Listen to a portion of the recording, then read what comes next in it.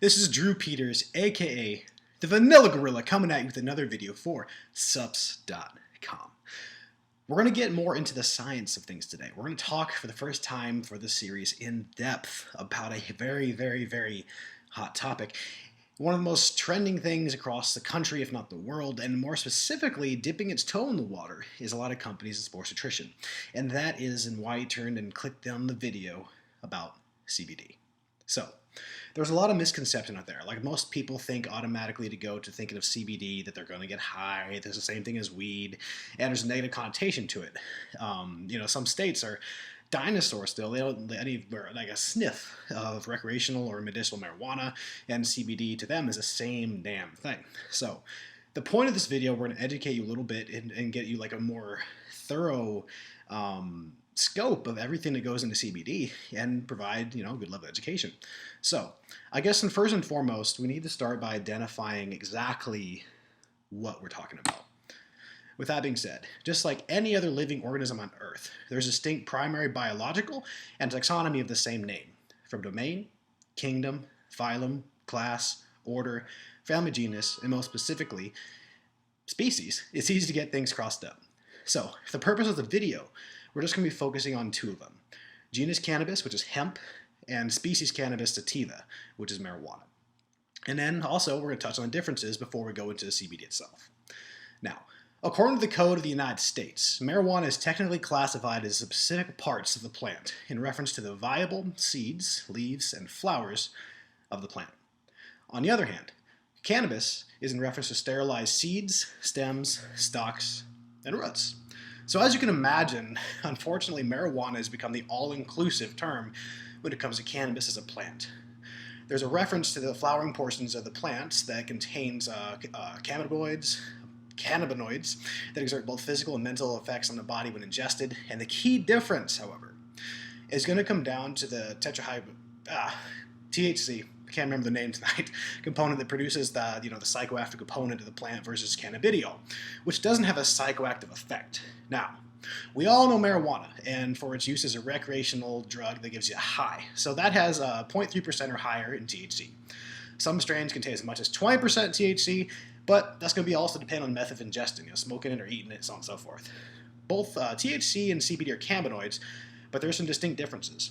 The primary one is going to have a euphoric effect, the high, like THC does, and CBD doesn't have the high effect when it's consumed. So when you dive into that a little bit deeper, THC also both interact in the body through what's called the Endocannabinoid System.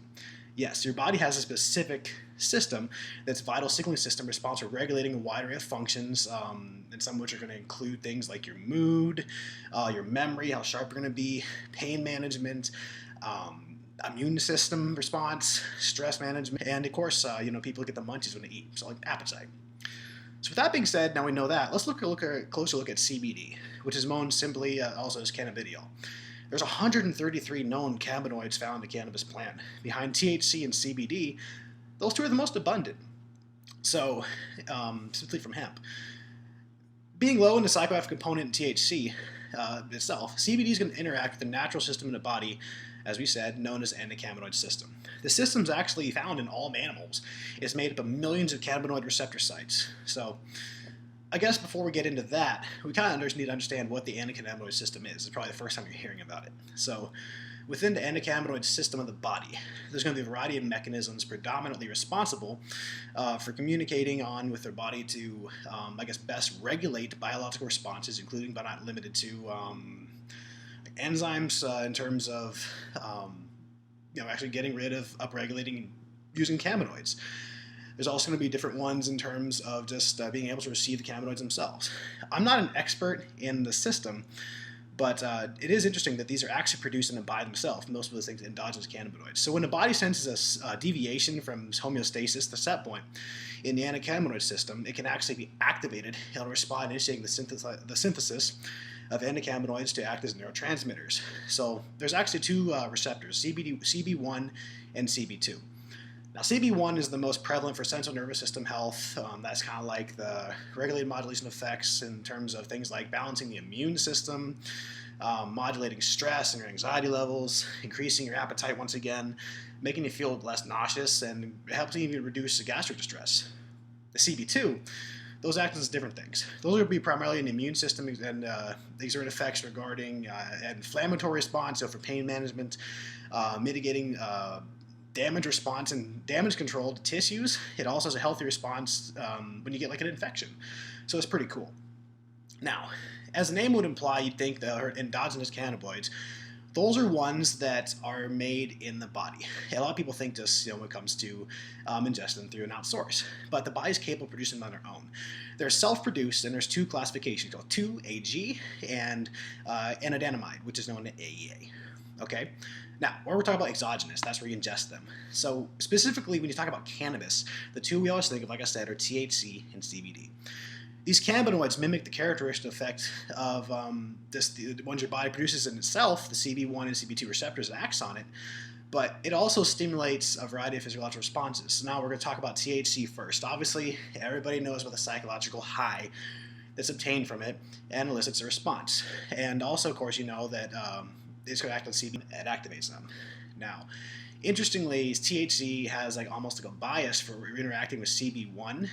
It tends to fit better structurally, the lock and key mechanism, and that's what causes the high. So I guess that's the scientific breakdown of why you get high when you smoke weed. But there are some different issues within it. Of course, that's where the legal ones come, and that's why THC content has to be minimal in CBD oil. CBD, on the other hand, causes chemical changes by blocking the receptors rather than antagonizing them.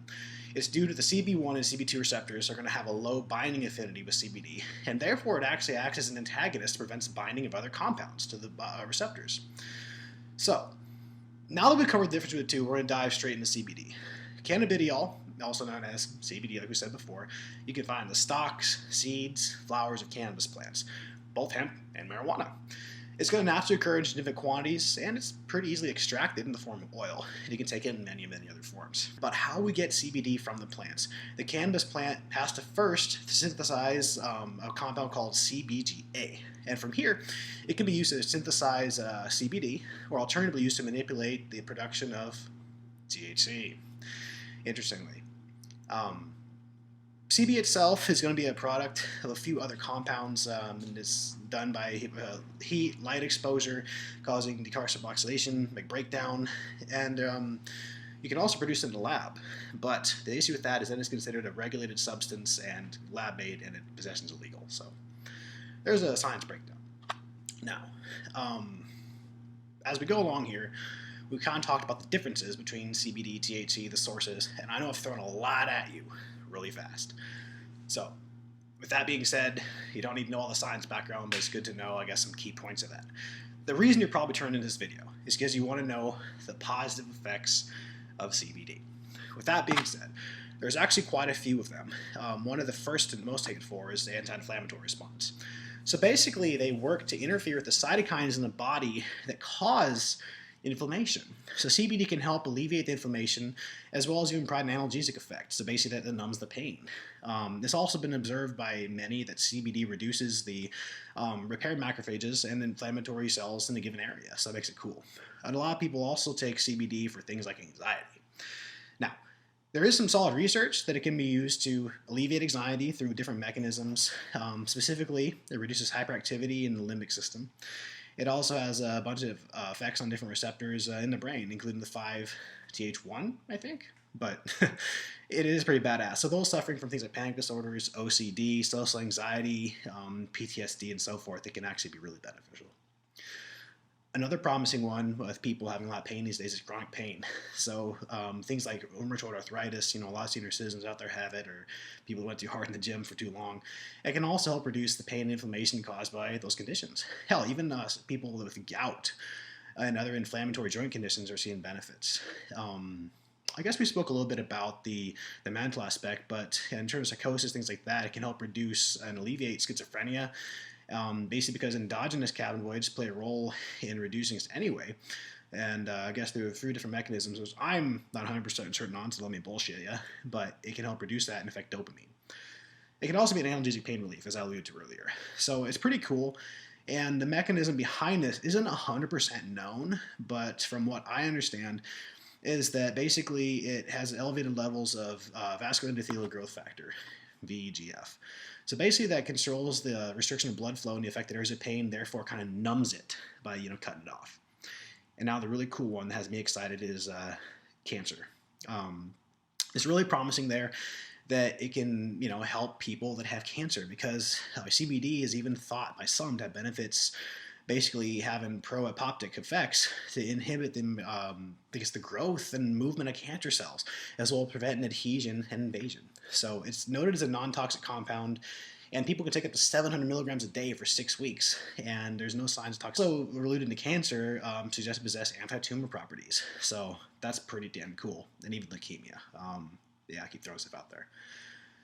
So now, when people are talking about treatment, they're like, oh, well, I'm already taking X, Y, and Z as medication. I want an alternative means. So there are some things that it can interact with. And in that case, it specifically interacts with an enzyme called cytochrome P450 enzyme. And basically, that's a system within the liver that metabolizes 90% of drugs that you intake. I'm fascinated by enzymes. So the key important factor for determining drug safety, and I'm not a doctor, write that down, is how long the drug stays in the system before it's metabolized, called the half-life. And certain substances can make processing times faster or slower than it normally would function. So specifically with CBD, it does have the potential to inhibit the cytochrome P450 in the system, and basically reduces the ability to metabolize certain drugs. Therefore, it means you're going to have higher than normal levels of the drugs. And you take it in the morning, and you take it the next morning, you're going to have more in your system still, and that can lead to side effects and overdose. So it's not as common, but it can happen. And specifically stuff like antihistamines, anti-inflammatory steroids, prokinetics, NSAIDs, beta blockers, antipsychotics, certain antibiotics even, antidepressants, even calcium channel blockers, angiotensin blockers, and so on and so forth. A lot of things deal with the heart. So I'm running along here, but one thing I want to cover is legal status. So now after all these benefits, most people think it'd be an obvious decision to, make it legal for everybody. There's a lot of benefits to it, but a lot of people, of course, get tripped up with it. So now one would assume that it's perfectly legal, black and white, to have a decision on this, but that's not the case. And CBD is actually a very hot topic these days. It's remaining to be unclear in many places. So there's different laws in different states. And I guess being more specifically, CBD is technically legal in all 50 states, but there's certain situations which make it illegal. I know, fun, right? So just like recreational marijuana is legal in certain places, whatever. I guess it comes down to one main factor, and that is, are you getting it from specifically that hemp species or the marijuana? So as we covered at the beginning of the video, marijuana and hemp are both members of the cannabis family and have a lot of similarities. Differences in the level of THC the plant's going to have. So marijuana can have, like I said, up to 30% THC, while hemp, on the other hand, contains more than 0.3%. This is going to be significant, basically because you get high from marijuana, where it'd be near damn impossible to get high on hemp. So in a nutshell, if your CBD is derived from hemp, it's going to be completely legal in all 50 states, though there's still some negative stigma because anybody that doesn't understand it is going to confuse with marijuana. And on the other hand, CBD derived from marijuana, even in an isolated form as a byproduct of marijuana, is going to be classified accordingly. And that creates a situation where marijuana derived CBD is mixed is a mixed bag, and it's not as black and white, and it can make things tricky legal-wise. So currently there's 8 states, to my knowledge, where CBD is completely legal for recreational use, regardless of Maine, Massachusetts, Nevada, Oregon, and Washington. For medicinal use, there's 46 states, including the aforementioned 8 that I think I named, that you can get it from both hemp and marijuana, and it's legal for medicinal use or prescription. And that's another one. But then in terms of being legal in their states, there's variances with 17 of them within having various laws in terms of how much CBD can be found and THC levels in, relation. So now, I guess the key one is there's 4 states though where marijuana-derived CBD is completely illegal, and that's going to be in the Midwest: Idaho, Kansas, Nebraska, and South Dakota. Come on, Nebraska. So bottom line, if you want to make sure you're good and clear, just check your local regulations, because some people are Grinches. It's not cool. It's almost embarrassing that I'm on a tangent here, that my home state, yes, I'm from Nebraska, is still a dinosaur when it comes to many things, including CBD. Sad day. Anyway, I've gone on long enough. We're right at the 14-minute and 50-second mark. This has been Drew Peters of Suppz.com. I hope I educated you. I hope I threw a lot at you that sticks. And if you want to read more about it, you can just check it on the website. So, Have a good night, good morning, good afternoon, whenever you're watching this video. Like, share, comment below. Drew Peters, Vanilla Gorilla.